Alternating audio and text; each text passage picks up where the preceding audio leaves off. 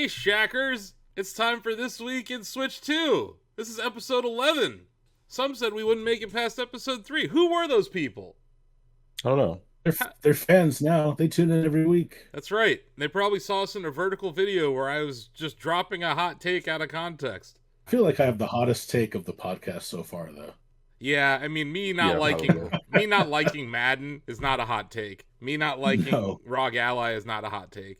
By the way, I'm Asif Khan. I own Shacknews. I'm the CEO, editor-in-chief, EIEIO, which is not a made-up term. It stands for Extremely Intelligent, Extreme Intelligence Officer, and that's not made up. That's just to drive our valuation higher, which Sam Altman just said today is a valid strategy. So shout out to the OpenAI CEO for approving of being not just AI, EI. But I'm joined here by 3 people today, not just the usual 2. But let's go from, I don't know, Brady Bunch order. I don't know how else to describe it. Donovan Erskine, our news editor, is here. Hello. The jerk that beat me in Mario Strikers in the first game he ever played against me. Long Reads editor David Craddock is here. Heyo. And senior editor at Shacknews, Ozzy Mejia, is joining us again. Hey, Ozzy. Hello. Ozzy, let's get into it, man. You have played Pokemon Legends ZA. Is that right? I did. It was very brief. It was basically two 10-minute demos. They're extremely short. It's over before you know it. But I felt like it was enough to kind of give me an idea of what I'm in for. So what are you in for? Well, I think what I'm in for is that the funny thing is it's been a long time since I've played Pokemon Legends Arceus, and I never did finish Arceus, but I will say, but that's another conversation, but I will say that the real-time battle system, it feels like they've kind of improved upon it a little bit. The controls are maybe a little bit refined. You focus as much on moving yourself as you do controlling the Pokemon. And you know, I talked to one of my media colleagues about this at the Pokémon World Championships throughout the weekend, because we were talking about that demo quite a bit. And one of the things that's interesting about that battle system is that it feels almost MMO-ish in the sense that if you hit a move, it gets a cooldown timer. So basically, it's in your best interest to kind of build a varied moveset more than ever, actually. And you end up with moves like Tail Whip and Growl that you normally never use in like a turn-based battle. And like they end up becoming really useful because now you're kind of in this for the long haul. You're basically trying to outlast the other Pokemon as much as you're trying to beat them. And it is in your best interest to create a varied move set and just use it to outlast the other team as much, and also to survive the evening, because the whole thing is like the night is basically a John Wick style battle zone where you're trying to fight other trainers and you start at rank Z and you're looking to get to rank A over the course of however many nights, and you're basically just battling all night long, and you got to fill up your satchel with potions and all that and berries and all that stuff to keep you going. But eventually you start to kind of wear out a little bit, as evidenced by the one video clip that made it onto the Shacknews channels. And I want to comment on this right now. At the end of the demo, after we were done, we were told by the reps on hand, they go, you can take on a special challenge. There's a level 18 Pidgeotto right over there. Do you want to take it on and see if you can beat it? And I'm just like thinking to myself, on the one hand, it's a Pidgeotto. How hard could this be? But at the same time, here's the lineup they give you. They give you a specific lineup for this demo. And the lineup is basically a Chikorita, a Fletchling, a Weedle, and like a Mareep that I had already used up and had like maybe 10 HP left. Oh, jeez. So naturally, I got my butt handed to me.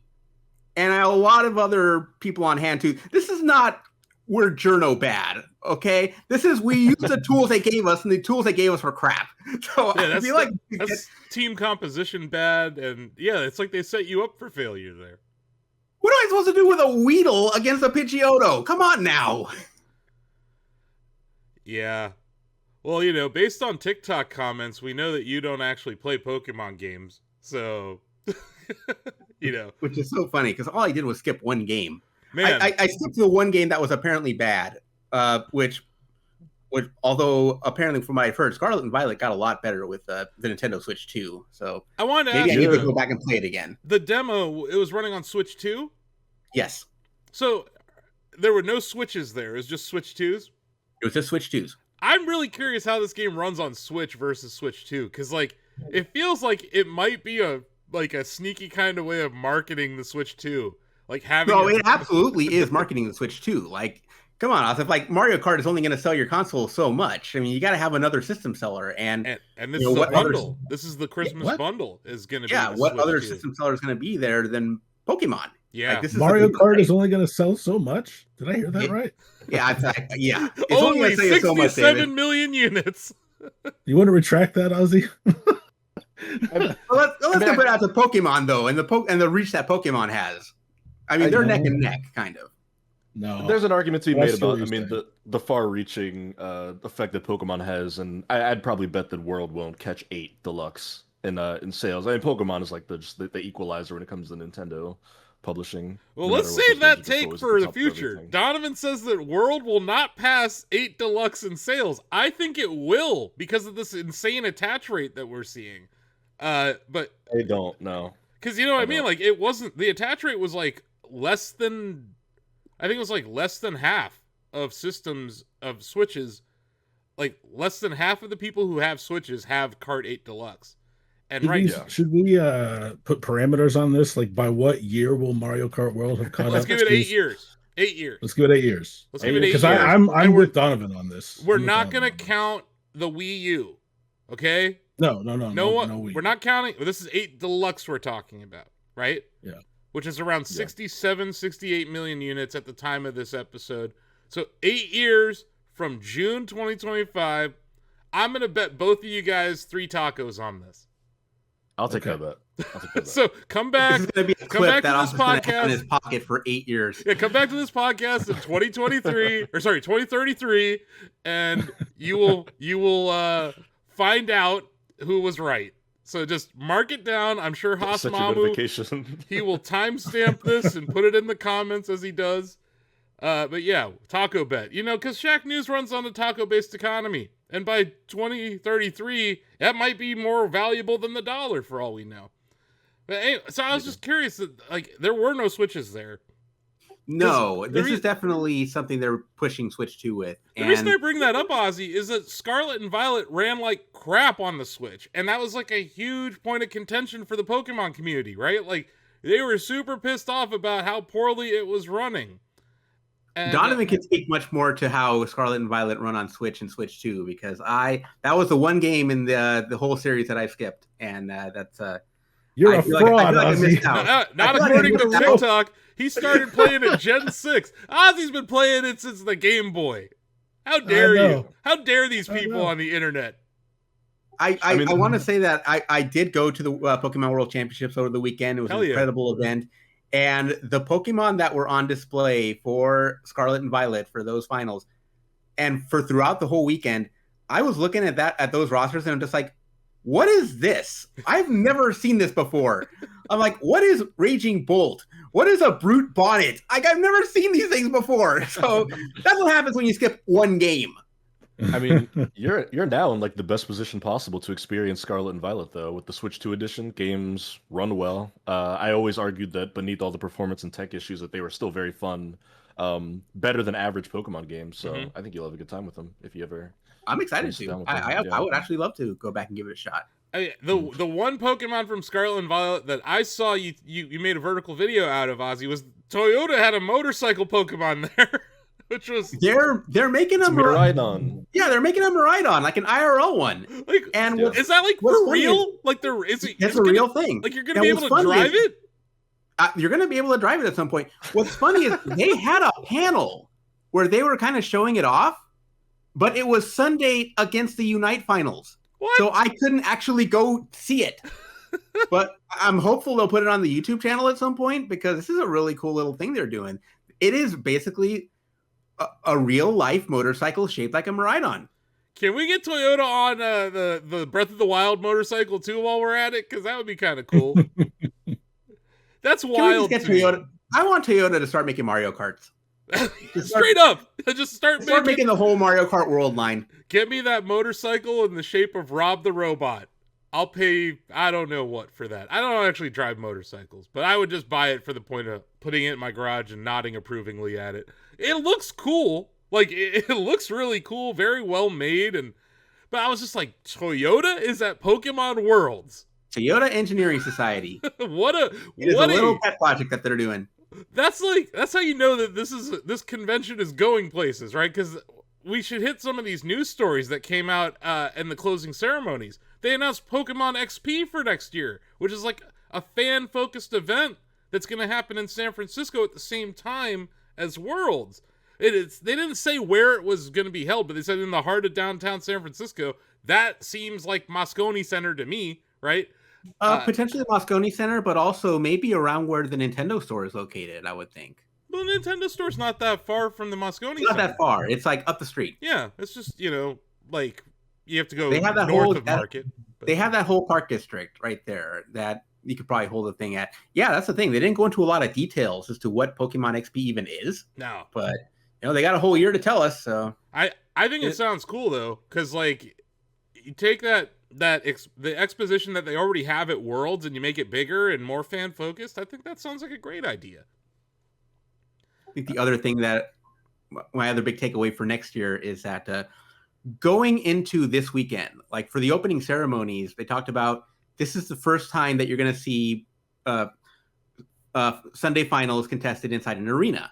And I thought, is this going to be a thing that? And I thought, is this going to be a thing that they do going forward? And yeah, they're doing the Chase Center next year. They're going like even farther in because that arena at the Anaheim Convention Center is small. It's not the biggest thing. They've held other esports things there. They've held like Overwatch. Capcom Cup was there back when the PlayStation experience was going on. Yeah, that's right. I've seen some esports at the Anaheim Convention Center. You're right. It's not the biggest, but it's actually quite cool that you have that arena in a convention. Or like that's something that Evo would benefit from. I saw TJ's podcast last week where you and Will were talking to him about the acoustics at the convention center in Las Vegas. Like.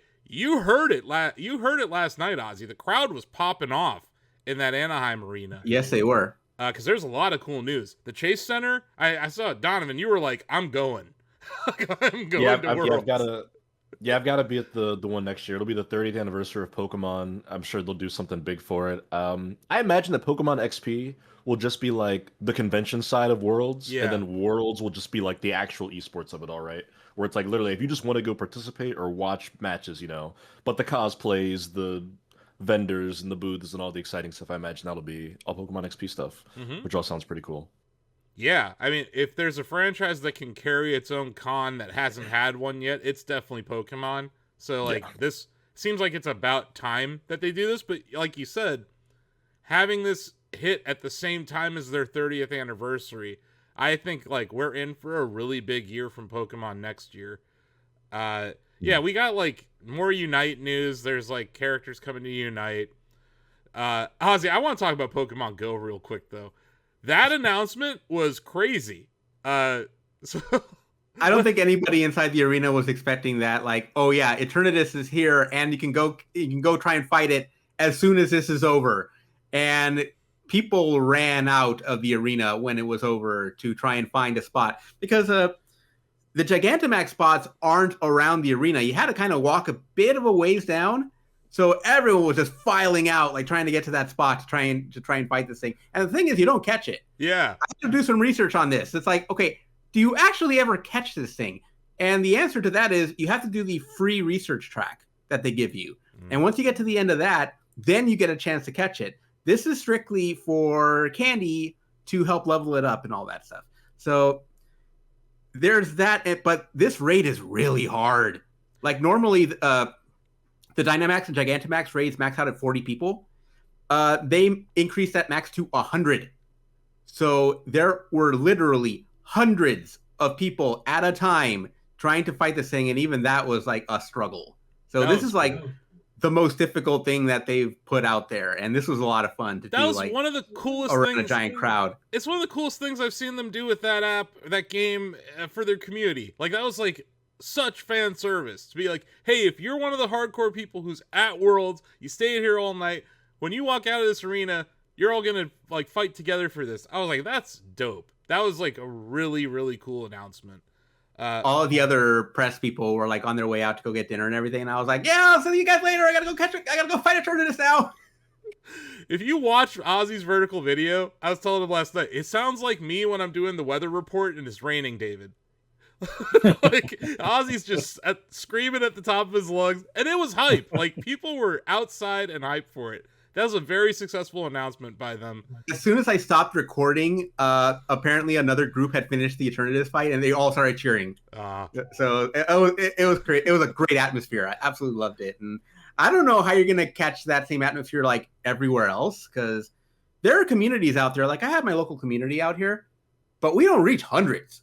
So getting to those numbers is gonna be a challenge, to say the least. Yeah, it's like me, who plays Pokemon Go in Canton, Ohio right now. So I don't know. I don't know.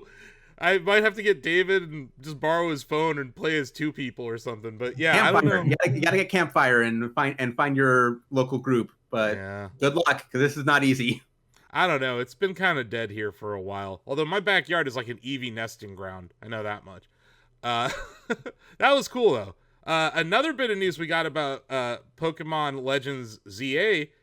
4-player battles, also 4-player online battles. These are brand new things, right? Like that's never happened before.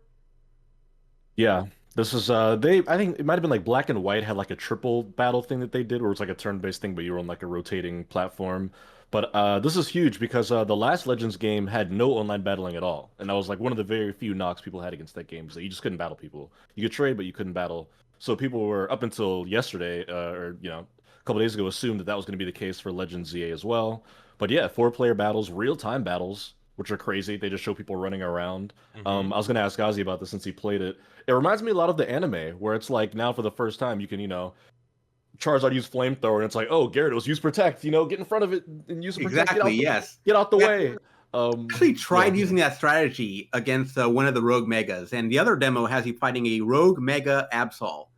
And you don't use your own Pokemon, like someone lends you their Lucario. And I actually tried to use that strategy, and I'm just like, Lucario, use Protect. But you're moving around, so like, sure, Lucario can protect himself, but if you're not standing behind Lucario, that doesn't do you much good. And the Absol will try and tackle you. Like, that's one of the keys of the fight, is you cannot get knocked out, and the Absol will try and knock you out. It will not aim for Lucario most of the time. So basically, you're just stalling until you can get Lucario to its Mega Evolution, and then just the fight gets a little bit easier. But those Mega battles are going to get really intense, and the real-time nature of these Pokemon battles is a lot of fun. I like that this PvP kind of takes cues from that battle zone that they're doing, where it's like, it takes 4 people, and it's just like, it's a free-for-all. And it's a lot of fun in that sense. And there is a dedicated Mega Evolution button whenever you get it charged up.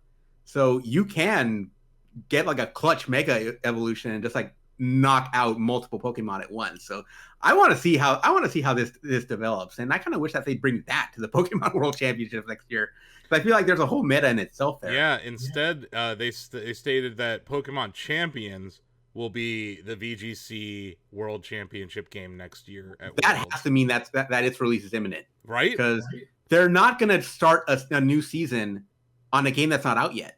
It's got to be ready soon. It can't be this year, though. It has to be like early next year. Or like, maybe around Q1. Pokemon Day. Like Pokemon Day in February next year. That seems like a perfect day for that announcement. Or even a shadow drop kind of thing. That's a game that you don't need reviews for. So, like, I could see them just be like, it's out on February 28th, right? But from a competitive standpoint, like, it changes everything. Like, suddenly, like, all the Terror Raid stuff that you do in, like, Scarlet and Violet, like, that's out the window. You don't do that anymore. Now it's back to Mega Evolutions. So it completely changes the game. And I can't imagine them, like, completely turning the competitive format upside down mid-season. Like, that's got to be something that they have ready, like, really soon. Yeah. Yeah, I think what's interesting about Champions is, it's essentially like a battle sim, right? Like a Coliseum or Battle Revolution. Mega Evolutions, but also in that announcement trailer, they showed terrestrializing, which was like the Scarlet Violet gimmick, and then when they gave the details of Worlds, they said that in the game you have an Omni Ring, which is how you Mega Evolve and then do other effects. So it looks like we're gonna get everything. Like I assume you'll have Z moves in there somewhere. Now maybe they'll be their own formats and they're not all in the same matches. But this game's gonna be on Switch and mobile devices. And it's gonna be cross-play, cross-progression. So we could be looking at a Pokemon Worlds finals where somebody's just like on an iPhone or a Samsung phone playing against whoever for like the whole pot, which I think is pretty wild. Well, but isn't Unite also on mobile? Unite is also on mobile, yes. But there weren't many people playing competitive on mobile at the Worlds. It's all cross progression, so like you could log into your account on Switch. And be fine. But I'm pretty sure I only saw Switches being played at World. Although I will say that for competitive formats on Unite, they unlock everything. So like you don't have to there's nothing gated when you're doing tournament format. So it really doesn't matter what you're playing on. I watched basically all of Worlds. I was multitasking or whatever, but the crowd was very hyped during Unite. Like that game has developed its own community, and it's like here to stay. And we talked about this last year with Unite, and I kind of wish TJ was here to speak to this, but like Pokemon Unite is like League of Legends if it didn't have that toxic ass community. Yeah. I love how infectiously positive this Pokemon Unite community is. And you see it in the arenas and you see it out online.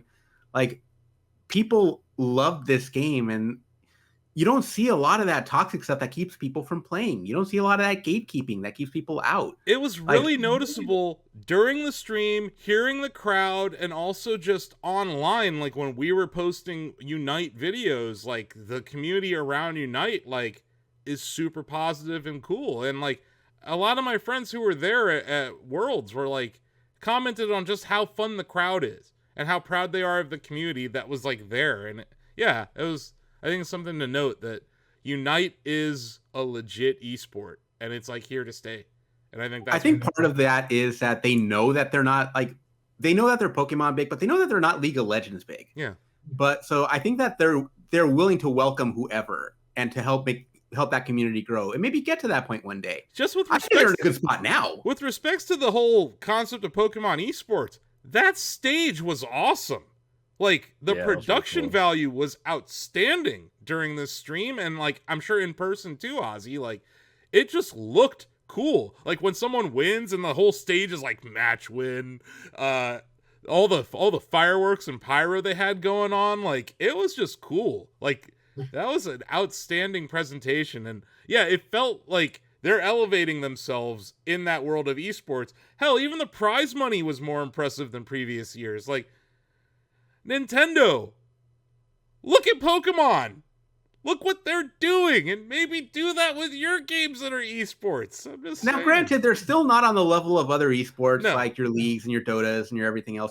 But they're getting there. But they're like approaching Evo status, you know? Like, although I would say, like, come on, Offset, Pokemon prints money. You tell me that they can't afford to up their prize pools a little bit? No, they can. I know they can. But, like, it's way better than Nintendo giving you a freaking Pro Controller when you win the Smash tournament at Evo. Well, Nintendo's, like, bottom tier, of course. Like, there's no disputing that. I'm just like, Nintendo, you publish these games. Pay attention. The community likes this stuff.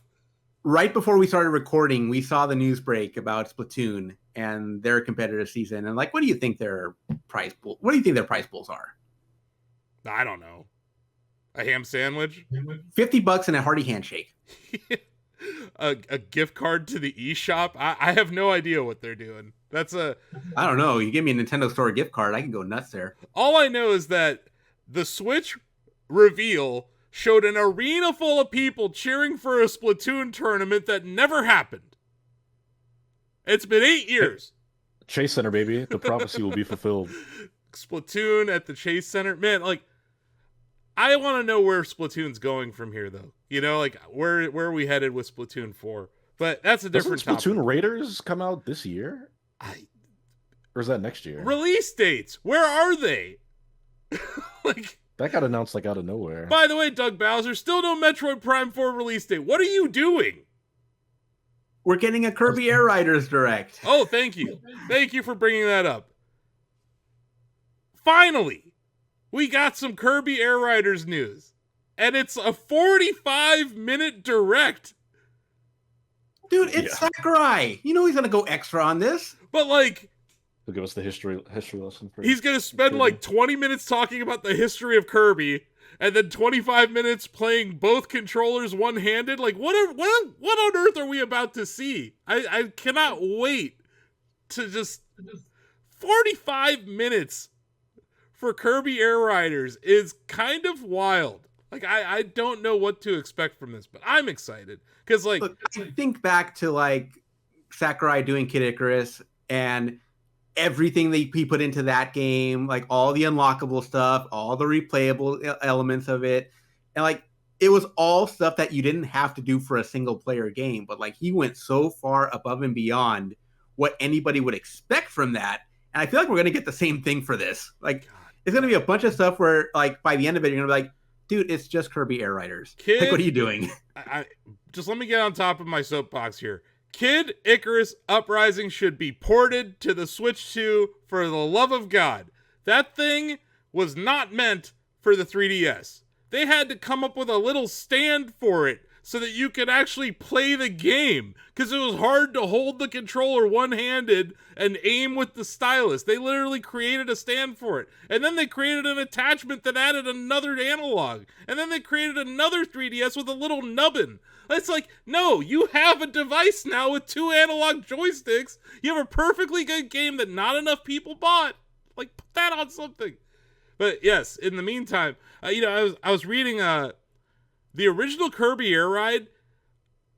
Sakurai was only given 3.5 months to develop it, and he hated it. He was not happy with the result because it was like 3.5 months.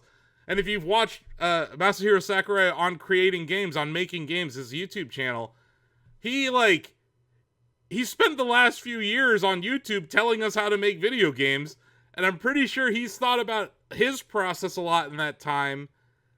I cannot wait to see what this is going to be. Because, like, yes, there's a previous game that he can draw inspiration from, but I also think there's a lot of stuff that the Switch 2 can do that he wasn't able to do back on the GameCube, and he's been locked in a basement, forced to make Smash Bros. Games in between, like, for the last 10 years or so.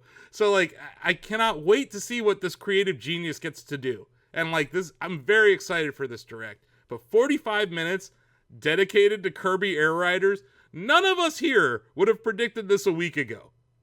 Like, what the hell is going on at Nintendo right now? This is very weird. But now August... Because we've literally gotten every other Direct since that in that time. But now we have... August is like the month of Kirby. We got Forgotten Land DLC coming, and now we have this Air Riders Direct. Like, it's Kirby time. And it's about... I want Metroid. I want a Metroid. Where the hell's Metroid? Yeah. Where does Metroid fit into this year? Because it's not coming out in September. We're more than halfway through August. Like, if they were gonna do a Metroid preview event, it probably would have, if they were, let's just, hypothetical city here. If they were releasing Metroid in September, they would have done a preview event by now. So I don't think they're releasing it in September. So now I think it might be a December game.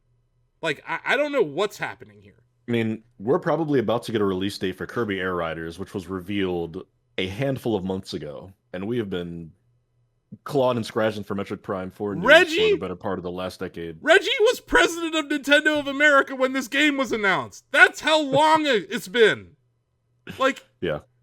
He has since gone on to be a board member at GameStop and quit GameStop, and now he's, like, doing whatever Reggie does. You know what I mean? But, like, this... I played it. It's real. I've played Metroid Prime 4 Beyond. It's awesome. What I played, I really enjoyed, and I want more information. But in the meantime, as a Kirby fan, as probably the #1 Kirby stan on our staff, I'm stoked. This is like the month of Kirby all of a sudden, and that is just great news. But so weird. Like, we have multiple games that were announced at that April Direct, Donovan, and none of them have release dates right now. And it just seems very strange. Like, Nintendo's... Even this Direct feels weird. Like, kind of thrown together at the last second. But maybe Sakurai's been planning this forever. He's a very meticulous dude. I do have a hot take here.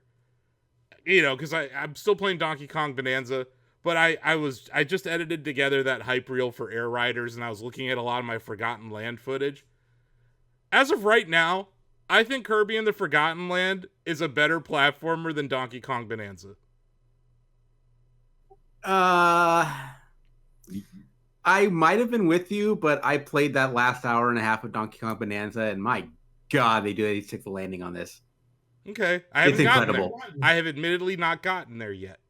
So, and I haven't gotten the ostrich or the zebra yet. I'm in the place where you get the zebra, but I haven't gotten the zebra yet. So, I'm taking my sweet time playing Donkey Kong, but as of right now, that's my hot take. I think Kirby and the Forgotten Land is a better platformer.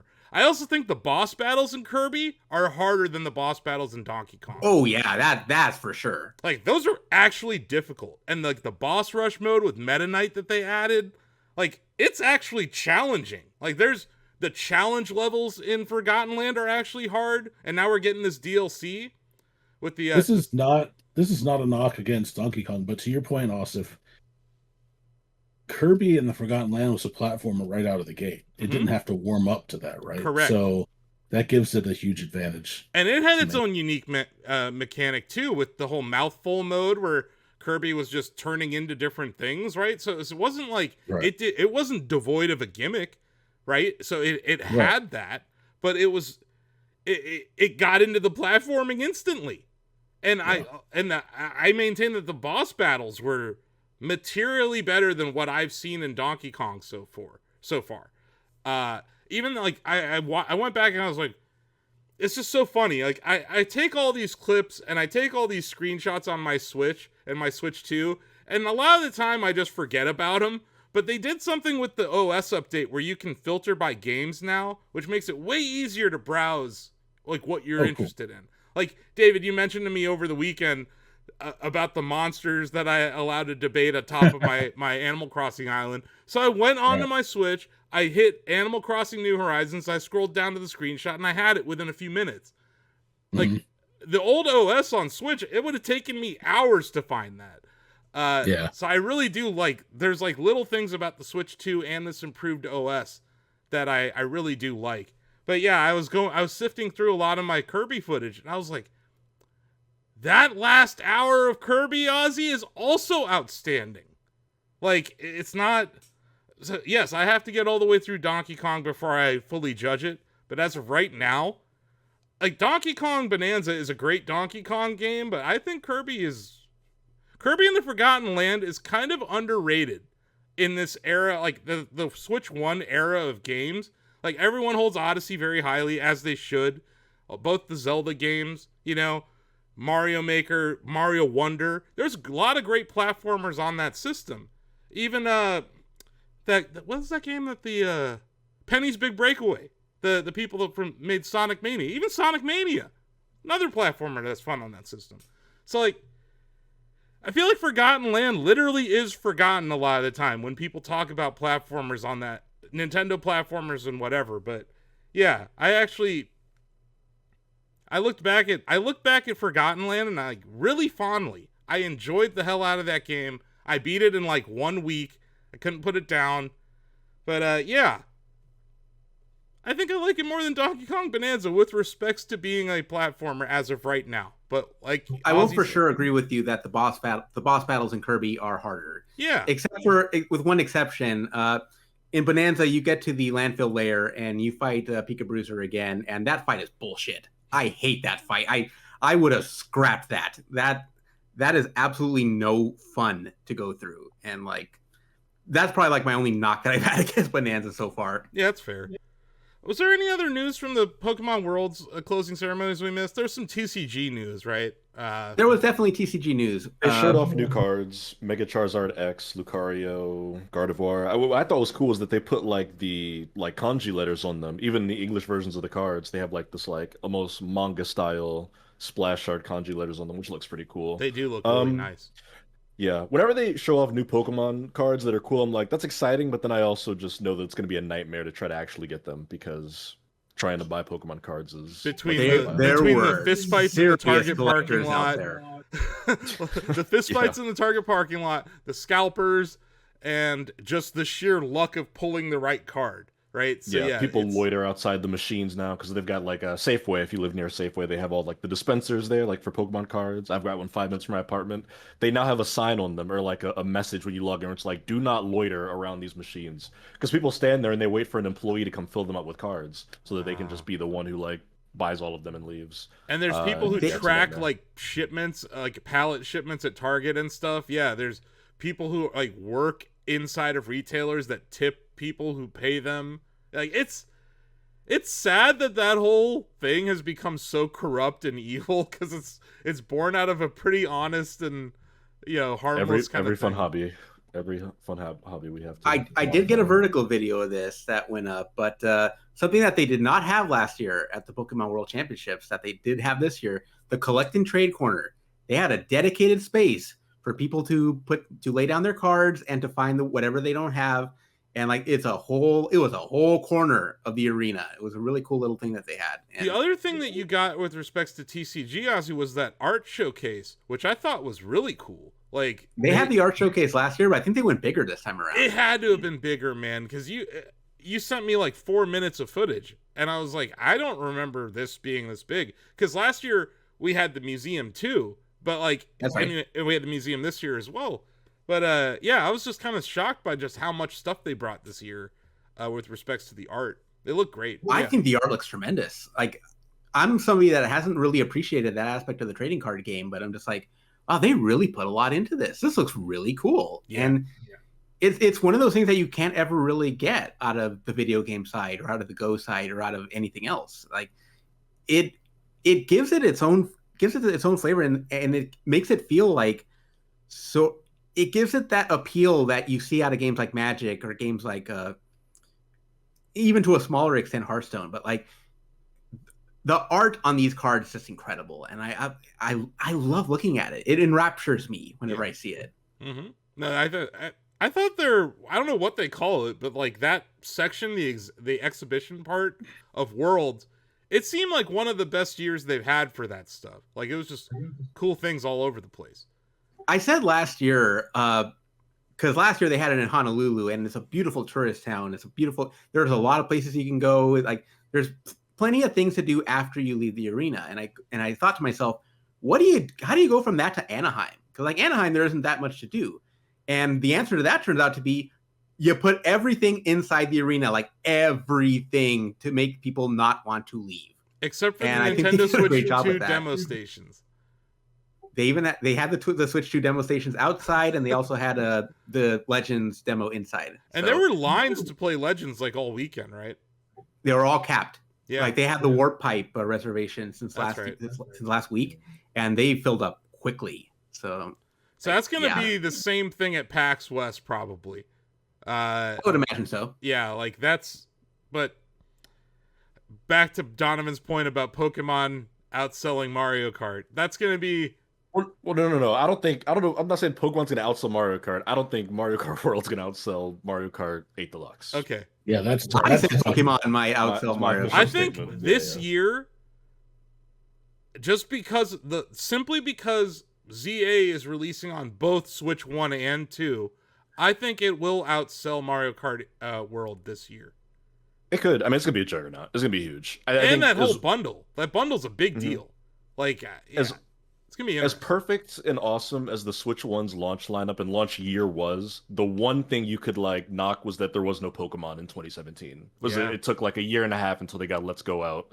That was like the one more lever they could have pulled in that first year that would have just been. Well, remember it was X like millions more units sold. It was like 8 months of people just screaming about no Pokemon on Switch, and then they like had that announcement. It was just an announcement of an announcement. He was like, "Yes, we are working on a Pokemon for Switch. Get out of my office." And that was like it. It was like a 1-minute video from the president of the Pokemon company. He didn't say a damn thing about what it was. And then, it was like 18 months after launch that we got Let's Go Eevee, Let's Go Pikachu, yeah. Yeah, they're fine. I did want to point out, Ozzy, like there was like a pretty large Pokemon Concierge booth this year. Like they actually... It was small. It was like a small little photo setup, but like... They acknowledge it. They acknowledge that it's there, and they're doing merch for it, which is pretty cool. People were excited about it. The plushies based on Concierge are like kind of stylized in the style of the show, and they're also made of a different kind of fluff. I really kind of like it. Huh. This is the era of Pokemon plushies. Like, it's crazy. There's so many plushies and a different material, and like they're not all made of the same stuff, and they're all really hard to find sometimes. You know. They have sitting versions of them. They're like sitting plushies where you can like sit them, and they're all in like a seated position. And there are 1,000 Pokemon, and the Pokemon company was like, "We're gonna make one for every Pokemon in the Pokedex." And I'm just they have the sleeping ones. Wow. And then, as I discovered, they have hand puppets. Yeah. And the hand puppets are gonna make stupid money on hand puppets. And not just that, they have Build-A-Bidoof. Or sorry, That's Build-A-Bear. right. They have a whole Build-A-Bear collaboration. They had a whole Build-A-Bear booth there, and there were more Pokemon in that collaboration than I could have ever expected. The Bidoof, the Teddy Ursa, the Snorlax with the sleepy cap. It's really cool. That is the most brilliant collaboration they could have ever done. Because like that is going like once again, Nintendo, this is how you make money off of merch. Well, Nintendo's got their own Build-A-Bear. They're pretty good too, and I remember because I built Laura a Yoshi. That's back right. In the day. Now, look, they're both doing pretty well when it comes to merch. But like, I think Pokemon's kind of firing it all on all cylinders right now, especially with respects to mobile. To your point earlier about Unite, Donovan, like Champions being a mobile game, Pokemon Go still thriving. What is it? 8 years after launch, or what? 10 years? 9. 10 it was years? 20, summer 2016. Next year is the 10th anniversary of Go. Jesus, wow! And none of the other Niantic games have achieved this level of success. So it's definitely the closest that Niantic's had to anything like this is they're doing okay with Monster Hunter and with Pikmin, but everything else that Niantic has touched hasn't lasted very long. They had that Harry Potter game that did okay for them, but it didn't last.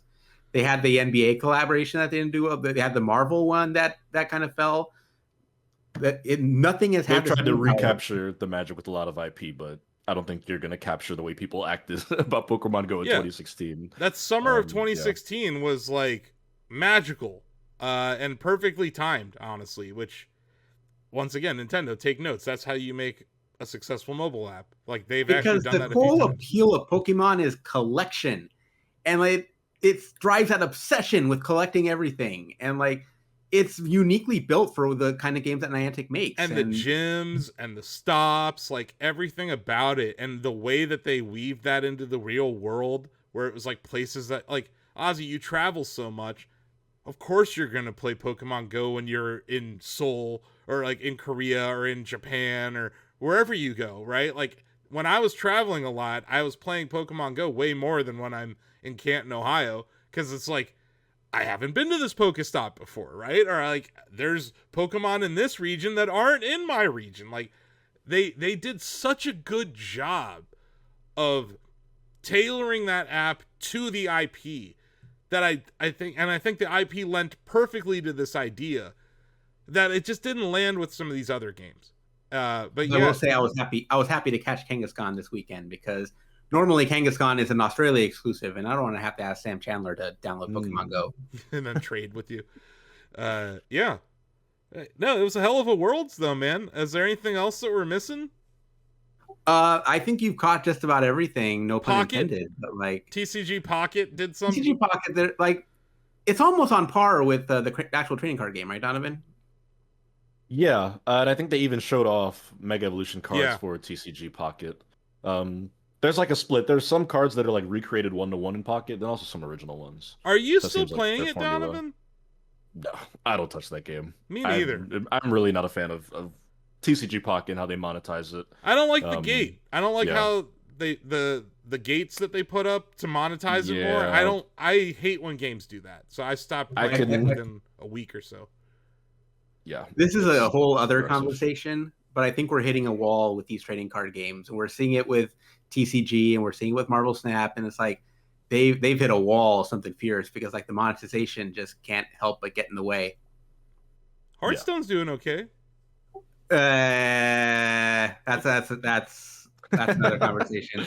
But one thing I do want to comment on Worlds is that opening ceremonies was incredible. Just the musical performance and like the whole dance number, and I didn't know Anna Prosser had those kind of moves, but like, yeah, the opening and closing ceremonies gave that a theatrical feel like you don't really get out of a lot of other events like this. Like you get it out of like, I mean, yeah, you kind of get it out of the international, but like I think you get it out of the league sometimes. Remember that year that KDA was on stage? Like that was a big year. That was cool. League's pretty hype, yeah, when it gets to its big events. Their musical collaborations that they do at Riot Games, I think, is pretty impressive. But yeah, Ozzy, like, I was bummed out because you guys were all like, "Oh my god, this performance is amazing," and I'm sitting here and like YouTube crashed during the finals, like, so everyone at YouTube's like, "What's happening?" Wow, it was doing this countdown, right? So it was like 10, 9, 8, 7, 6, 5, and then it just hangs on 4. And everyone's like screaming in chat. I had to switch over to Twitch to watch it, but it was outstanding. But I missed like about half of the musical performance that kicked off the closing ceremonies. But I'm excited to see the theme for next year because the theme they went with this year was like 50s Americana, and you saw like Pikachu in the varsity jacket and like all that cool, all those cool kind of visuals. The Toad School that came out of a diner, like. I love stuff like that. This stuff like convertible cars. Man. Okay, I know what they should do. San Francisco is one of the best cities for electronic music in the United States. DJ Pikachu in the mix. Live. Please. Live. I need DJ Pikachu. I would love live. to see a live DJ Pikachu. You know what I mean? Like you actually bring DJ Pikachu in that outfit without the varsity jacket and like just let her perform live, damn it. I'm like I don't get me wrong, I liked the Pikachu in the scuba suit from last year, but like Pikachu in a varsity jacket like looked amazing. Yeah. And my little my sister-in-law's little girl, like we gave her the Fennekin with the varsity jacket and she loves that thing. Awesome. So. Cool. But yeah, I would say it was a pretty eventful Worlds. The production was outstanding, like I said earlier, and yeah, it was like a USA winners, man. Like, they're saying this is the first year that a US swept in the video game category. I'm telling you, man, I've watched a lot of esports since I got here at Shacknews. It's been over 10 years, and we don't win a whole lot here in North America. And no. It was nice to see some winners, and like the different age groups. Just Americans winning across the board. Maybe it was the home field advantage on our side. Maybe it was that some of the best players in the world couldn't get visas to America. Who knows? Yeah, that was kind of a downer. Is that apparently like none of the Chinese Unite teams could get in because of we live in Donald Trump's America for whatever reason. Yeah, that's a story worth watching, and it wasn't everybody because trading card game, one of the winners was from China. Mm-hmm. So this was a uniquely Unite situation, and I think this is worth watching because like I don't remember this happening at Evo or DreamHack or like any of the other things, but I feel like this isn't going to be the last time we see the situation happen. Yeah, so I think it's something to pay attention to, but also I think. It's not an esport, but you hear about it every year at GDC, where folks from Europe or folks from the Middle East or folks from Asia are like complaining that they have to come to America because they don't feel safe here, but also it's extremely expensive to go to San Francisco. The hotels are expensive there. Flights to San Francisco are expensive. Hell, food in San Francisco is expensive. Everything's expensive. Everything's expensive. You know what I mean? Like one of the most expensive places in the world to live or even to exist. So, like you look at we're recording this on the 18th on a Monday, but this is like the week of Gamescom. And you look at the lineup of games and developers going to Gamescom this year. And it's kind of a signal that, maybe America-centric gaming events are not going to be the thing going forward. Yeah, I think we'll see it again next month at Tokyo Game Show. That's true. I think that's very true. We saw a little bit of this last year after Worlds at Hawaii when they did the double announcement where they were like, we're doing Anaheim in 2025 and then San Francisco in 2026. A lot of the sentiment outside of the US was like, well, Jesus, like how many consecutive American Worlds are we going to do? Because Worlds was in Japan before that. They did London a handful of years ago.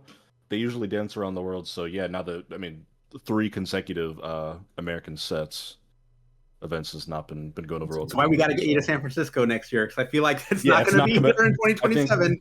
After 2026, it's not coming back for a while. I was talking to Greg about it because he lives in Northern California. I was like, Greg, you're probably going to want to join Donovan and Ozzy at Worlds next year, just so we can have a guy dedicated to video there. A lot of stuff, yeah. Because there's just so much stuff to get. Like, it's just, I was like, so many content opportunities, and yeah, it's exciting. I mean, I'm happy that they're in America for 3 straight years, but we are here. We're in America, so of course we're happy about it. But like, I don't know, maybe Japan could use some love from the Pokemon Company. Just saying. Cool. So what else? Have you guys been playing Switch 2? Yeah. I unfortunately have. Well, no, that's not true. I did roll credits on Donkey Kong Bonanza, and I won't spoil it for you, Asif, but like I said, that last hour and a half, man, does it go hard. Okay. I've heard this a lot. You've heard David's take that if it takes 5 hours to get to the interesting part of the game, that he's not going to do it. First hour and a half goes soft. The last hour and a half goes hard, I guess. Oh man, is that a Viagra ad? Anyway, but I will say that apparently the story continues after you roll credits. So I have not gotten to that yet, and I want to see what else happens from here, because apparently I'm not done yet. So stay tuned. I hadn't. I was editing your videos all week, and I didn't have any time to play Donkey Kong. I was talking to Bill about it. I played very little Switch 2 last week, but what I did play was Mario Strikers. I introduced TJ and Donovan to Mario Strikers. And I think it's safe to say that we're going to put this in our stream rotation, Donovan. Is that right? Definitely. That was a lot of fun. As far as all the GameCube or just Nintendo classics in general, that was one of the more fun ones I've played. I never played the original GameCube Mario Strikers, so that was kind of cool to go back to. And holds up well. We were kind of all saying during the stream that game was still a lot of fun. It's cool too. Tell me that I was right, Asif. Tell me that the original GameCube Strikers is better than the one they released on Switch. It is. It's way better. It's kind of crazy that it's that much better. It's actually insane how this franchise has fallen off every single iteration. Like, the Wii version sucked. The Switch version was slightly better than the Wii version, but it's still worse than the GameCube version. And what I loved about this was that, yes, it has Nintendo Switch Online support, so we were able to play against each other. We did a couple of 2v1 matches, because there were 3 of us on stream. But then we did this thing where we played the co-op campaign together, all 3 of us on the same team. And that was really fun, because I was crossing the ball to Donovan. He was bicycle kicking it in and stuff. I feel like if we actually did that more often, we could get really good at that game again. But the same problem I have with kicking field goals online in Madden exists in that game as well. I mean, dude, when TJ turned the difficulty up after those first couple of matches, the CPU was bullying us on that field. 4 levels of difficulty in that game. We were playing on Rookie, and we shut out Donkey Kong 6-0, and TJ's like, oh, we're really good. Let's move it up to Pro. And I was like, not so fast, TJ. We got our asses handed to us by Wario, by Peach, by Daisy. We didn't make it out of the round robin. We didn't make it out of pools in the campaign. And he was like, I may have bitten off more than I could chew. I was like, yeah, TJ, what do you think? One of the more really interesting points that we noticed also while playing, those characters had so much more personality in that game. We talked about the princesses with Daisy and Peach's introductions are so sassy and over the top, and the goal celebrations are Waluigi's taunting and whatnot. He does the DX cross chop. Yeah. Waluigi literally does the cross chop from DX. That's why when I was reviewing Battle League, I was like, does it feel like we took a step backwards here? Yes.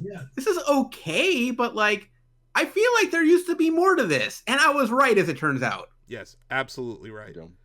And it's weird, but yeah, that might be my favorite GameCube game on the service right now. Yes, Wind Waker is great, but I've played it. You know what I mean? I've already done that back in the day. And I had it on the Wii U as well. So I'm like not that excited about Wind Waker again. F-Zero GX is the one that I should be excited about, but it has a huge latency problem with input. I don't even want to play it. So these aren't all perfect, but yeah, I think Mario Strikers is like excellent. I think you guys are funny thinking that you guys were going to get your butts handed to you when you turn the difficulty up. Has Mario Baseball taught you nothing? Oh, dude. We were talking about that. We were, yeah. God, that is a franchise that needs another entry. Just bring the GameCube one in. I'll take that one. I will take that one. But don't you think it's time for a new Mario Baseball game? Oh, absolutely. Like, it's long overdue. But then Donovan mentioned it a few episodes ago. A gridiron football, like American football Mario sports game. It's time. We're never getting NFL Blitz back, guys. It's never coming back. Give us Mario sports style NFL Blitz. And just print I'm picturing Wario tackling the crap out of Baby Mario, and it's just going to be like, oh, that's an unpleasant visual. Then don't include Baby Mario. Donovan, I don't know if you saw in Ozzy's footage of the Switch 2 demo outside of the world. A human being actively chose to play Mario Kart World as Stingby. I did see that, yeah. How unfortunate is that player? They do exist. Those people do exist. There's one Stingby main out there. While we're talking about Mario Kart World, did you see the big news out of PETA? Oh, yeah. Their harshly worded message to Nintendo about Cal having a nose ring. Got an email about that. You have a harshly worded message for them. I'll say this. I love animals. Clearly. I made Shack pets. You know, I care about all your pets, right? Everyone who has a pet out there, I care about. I put out a bowl of water in my backyard because it's hot, right? So, like, random animals can just drink water in my backyard. I actually like animal advocacy. When PETA does shit like this, it sets any animal rights advocate back because this is nonsense. It's a video game character driving around in a Mario Kart game. It has its own player agency. It probably chose to have the nose ring. And if you're so mad about the nose ring and Cal, go tell Rhea Ripley to take hers out too. Is she not an animal? Does she not deserve rights, PETA? So stupid. Incredibly stupid. Just stop it, PETA. Just stop it. And if you want to support an animal rights charity, the ASPCA is a great one. Or go find a local shelter in your area. Those are the places where you can actually help animals, as opposed to rights for video game animals. So stupid. Anyway, I did win a knockout tour on stream too, Donovan. I want to point that out. You did. That was a good one too. That was a good one. We played a little bit of that after Strikers was done. It was funny. Like, we were like, oh, well, let's play a few games of Strikers, and then maybe we'll play some Kart World to end the stream. We ended up playing like 80% of the stream was Strikers because they were just infatuated with it. And like, you guys were getting better as we progressed through the stream. So it was like, but my losing streak with Donovan continues at every sports game. We went 1v1 in Strikers. Kid had never played it before. Beats me. By 1. It was like 2-1, right? I think so, yeah. So there's another trend. I played some Battle League, so I wasn't completely green, but yeah, I'd never played the original GameCube one. One of these days, Donovan, I'm going to beat you at a sports game. What sports game that is, I don't know. Maybe Tecmo Bowl. Maybe, yeah. There's no Baltimore team in that game. Boo. Hey, who would you pick? What year did that come out? What 90? year the NFL was this? 8 years before you were born? Yeah, I don't. Is Seattle in there? Do they have the Seahawks? Yes. All right, I'll probably go with Seattle. I couldn't name a single player on that team. This is Steve Largent or whatever. Maybe, I guess. Yeah. But this is a game that has Bo Jackson on the Raiders. It's a game that has Joe Montana on the 49ers. Like that era. But yeah, I don't know. One of these days, I'll beat you in a sports game. Maybe it'll be NBA 2K5, whatever. Probably not. Although I don't know. Did you see the footage of Caitlin Clark dunking on LeBron James in that game? I saw the That could clips probably happen today. We're putting In real life. clips we were putting up. Yeah. 2K is going to be on Switch too. Their WNBA and the My Team, and all their like logos and uniforms and stuff. So I saw some people replying to us. I think it was one of our Madden videos telling us that we should get WWE 2K25 for Switch 2. A lot of people are enjoying it, David. Sounds like, despite the pin issues. Yeah, like that's the big one. I didn't see that mentioned anywhere else, and I'm honestly surprised because that was like a game breaker for me. Yeah. But yeah, it sounds like these 2K ports are going well. I did see some news out of our Tekken 8 interview. We spoke with Harada-san at Evo. TJ, I think, it landed an interview. And they're like, yeah, it's really hard to port things to Switch 2. And then they released that, what was it, Sparking Zero? Sparking Zero. Apparently, it's not that great. It's running at 30 FPS. It's not even 1080p. So yeah, I don't know. Bandai might be struggling with some of these ports. So we'll see what happens on that front. Definitely seems like hits and misses when it comes to third parties on the Switch 2 right now. Which, by the way, we still have no Elden Ring release date. Do you think we get that at Summer of Jeff Night Live or whatever it's called? I'm safe bet probably. Yeah. That's tomorrow, the 19th. So we'll see what happens on that front. And there's Kirby. Yeah, and we got Kirby tomorrow. Yeah, lots of stuff. And we'll be getting stuff from throughout the week, I'm sure, from Gamescom. Like their developers aching to announce stuff. Yeah, I think we're entering about a month of a lot of announcements between now and the end of September. I think we're gonna have to learn when Metroid Prime 4 comes out, right? Yeah, one day. I think we will this week. I think there'll be a lot of other relevant announcements too. We'll get a Silk Song release date. I plan on getting that on Switch too. So that'll be relevant to our podcast. Yeah. Obviously it's going to launch on the Xbox ROG Ally X Series Xbox handheld device, right? Like I think that they were touting that there's got to be a snarkier name than that. I think it's going to be playable at Gamescom on that device, is what I've heard. Switch 2, yep. Do you think we get a price of the ROG Ally Xbox? Do we want to place some bets as to the price? $399. $399? No. In your dreams, buddy. The Allies cost more than post-Tariff World. We are post-Tariff World, Ozzy.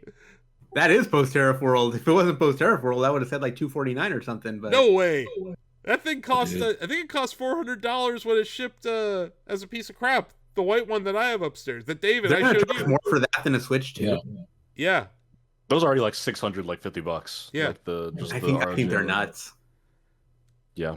They're gonna charge more than the Steam Deck for it. That's where they're crazy. They're out of their minds. I'm gonna say $699. $699. David, do you have a price point in mind? I'm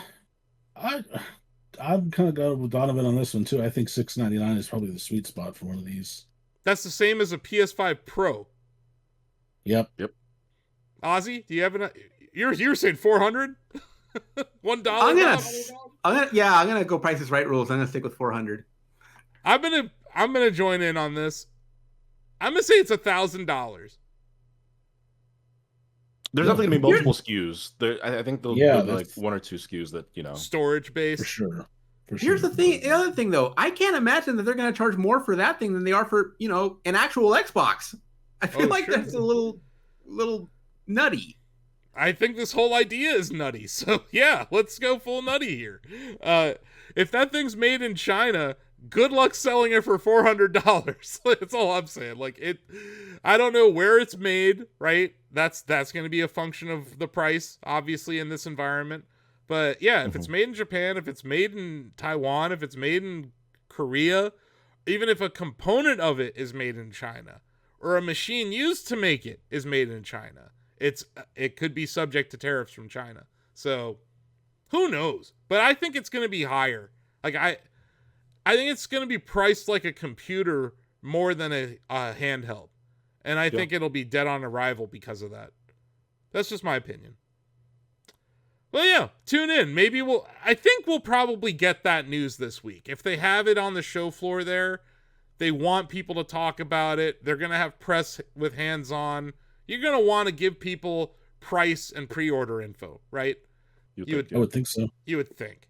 But I think a lot of price and pre-order and release dates will be coming this week for a lot of games and products. Yeah, I think it's time, especially like, with back to school like very much ramping up now. It's like you got to get this info out before everyone's back in school, so they at least know what they're going to be bothering their parents for.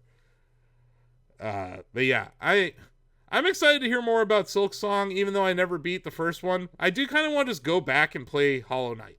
I feel like I should do that. The game is incredible. It really is, and I really did enjoy it, and other games came out and I just stopped playing it, but it was never like I didn't like playing it. It was just other games kind of got in the way. So I would like to go back to it. I saw some cool indie games out there. Have you heard of this Tiny Bookshop? I have. No.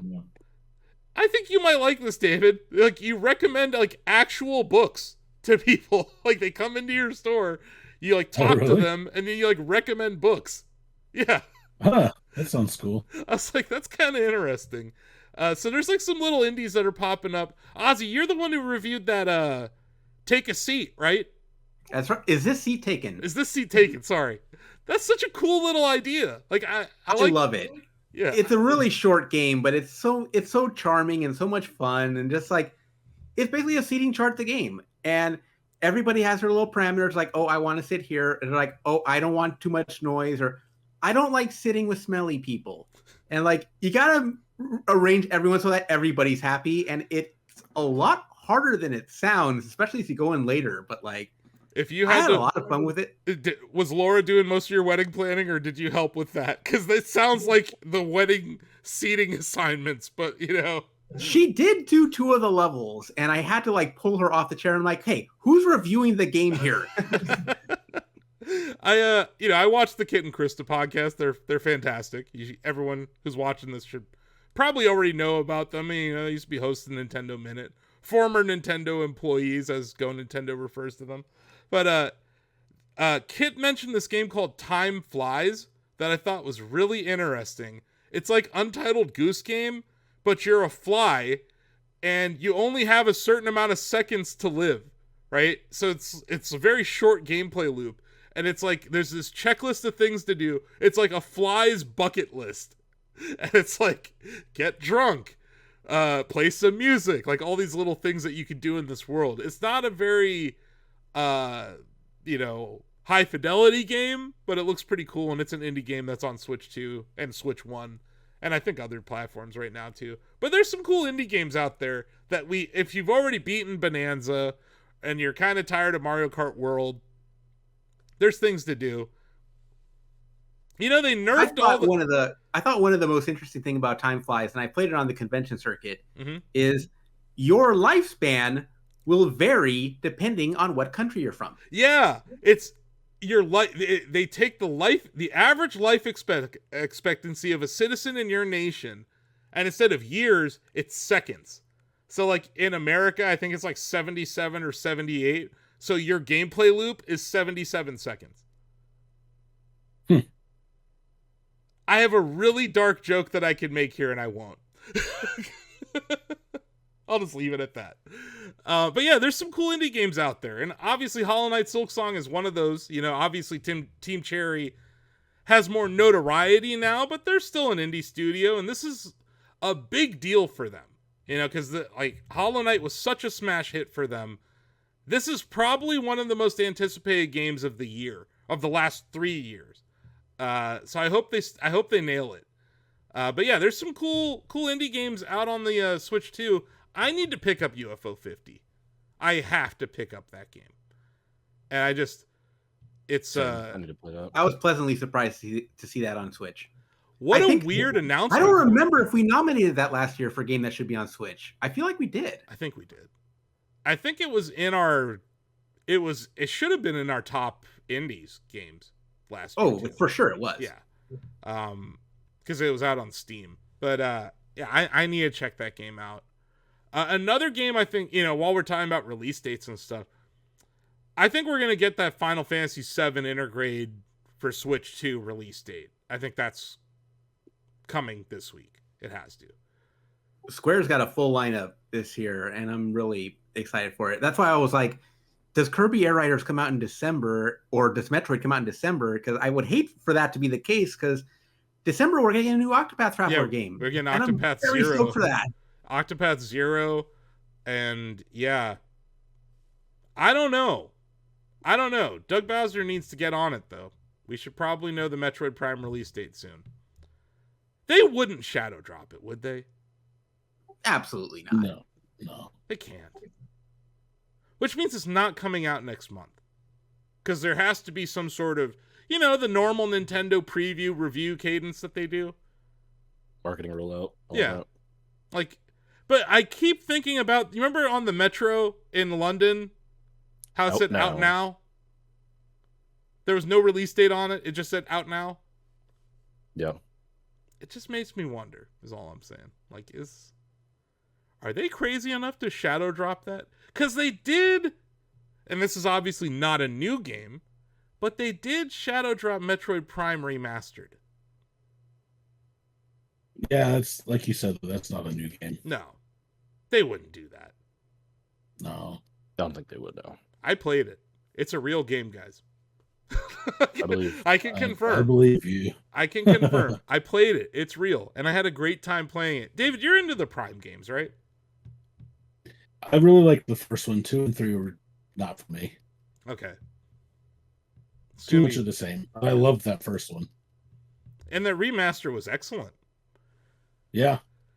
Yeah, okay, well, maybe someday we'll have a podcast where I can tell you the release date of Metroid Prime 4. Probably not. Well, we're going to have another podcast later this week, right? This is a special week. We're not going to say why. Well, we can say why. We're not going to say all the reasons why, but there is a Kirby Direct happening tomorrow. A Kirby Air Riders Direct. It's 45 minutes long. But we had so much to talk about already with the Pokemon Worlds news that we're like, let's record one with Ozzy here, and then let's react to this this Kirby Air Riders news. So we'll probably have another episode later this week for sure. 45-minute directs, which is longer than most of the ones we've gotten recently. That's longer than the Donkey Kong Direct. And the Mario Kart Direct. It's probably longer than both of those combined. I think so. I don't think Donovan's far off when he says that we're going to get like a 10-minute history lesson. He's going to talk about Kirby and what it means. So it'll be great. I mean, Sakurai. I love it. By all means, celebrate the history of your IP, Nintendo, and let Sakurai talk about how much he loves video games. Because when he was talking about Tekken, when they rolled out Kazuha, and like when they were, when they got like the Street Fighter characters in the game, like he really did right by all of those different IP holders or platforms that were working with them. Except for Steve. You could tell he was gritting his teeth the whole time he was telling you about Steve. He's like, here's this asshole I had to put in this game. I hate it. I had to recreate how everything works because this 3D asshole's in it now. And he kind of broke the game entirely. But yeah, I'm really curious what the 45 minutes will entail. So yeah, we will save that for another episode. But yeah, we wanted to talk about just the sheer excitement of having another Direct. We're getting a lot of Directs this year, guys. This is like, you remember back when it was like, what are we getting the next Direct? Before the Switch 2 Direct happened, it was just all of these people waiting and waiting. And then Nintendo trolled us and gave us a March Direct and then the April 2nd Direct. So yeah, I think it's lining up that we're going to get a Metroid Prime 4 Direct at some point. Yeah. I mean, we've seen that they're not afraid to do directs or showcases in back-to-back weeks. So there's nothing saying that they just won't show up next Monday and be like, all right, tomorrow's the Metroid Prime Direct. Yeah, it's possible. It depends when this Air Riders release date is, right? Yeah. It's coming out this year, though. Maybe that's the September game? Yeah, why not? Then again, Mario's 40th is in September. I don't know. We speculated this on the earlier in the episode, so I don't think there's anything really new to add. Like, we'll just have to see. Yeah. Yep. But a lot more directs this year than last year, David, I guess is my point. You know? Yeah, oh yeah, for sure. And that's a good thing. And yeah, other third-party presentations too, where we could get Nintendo news. Just, you know, opening night live and the pin action around Gamescom. So yeah, definitely keep it locked here. I don't think we have to go a full hour 30 today, because we're going to be back later this week anyway. So yeah, I don't know. Is there anything else?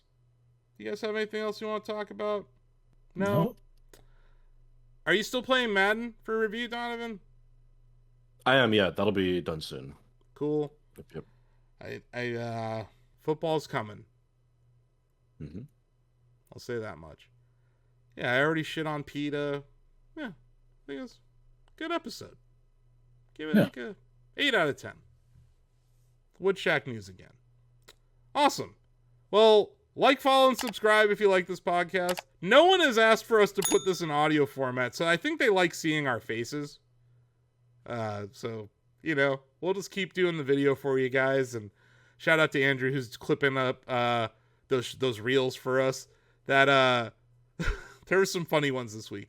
So if you ran into us through a vertical video, like most people discover podcasts, welcome. Stick around. We do this once a week, except for this week. But yeah, we'll see you next time then, right? So thanks guys for joining me. Great job this weekend at Pokemon Worlds, Ozzy. Outstanding content and coverage.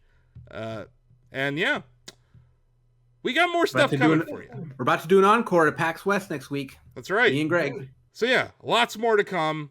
All the places to follow us, right? Someday I'll have a proper outro. My brother pointed out that I'm terrible at ending shows, but you know, should I go back to my Shack Chat rant about clicking on links, David? Probably not. Anyway, that'll do it. Let's wave at the camera and say bye-bye. We'll see you next time. Bye-bye. Bye.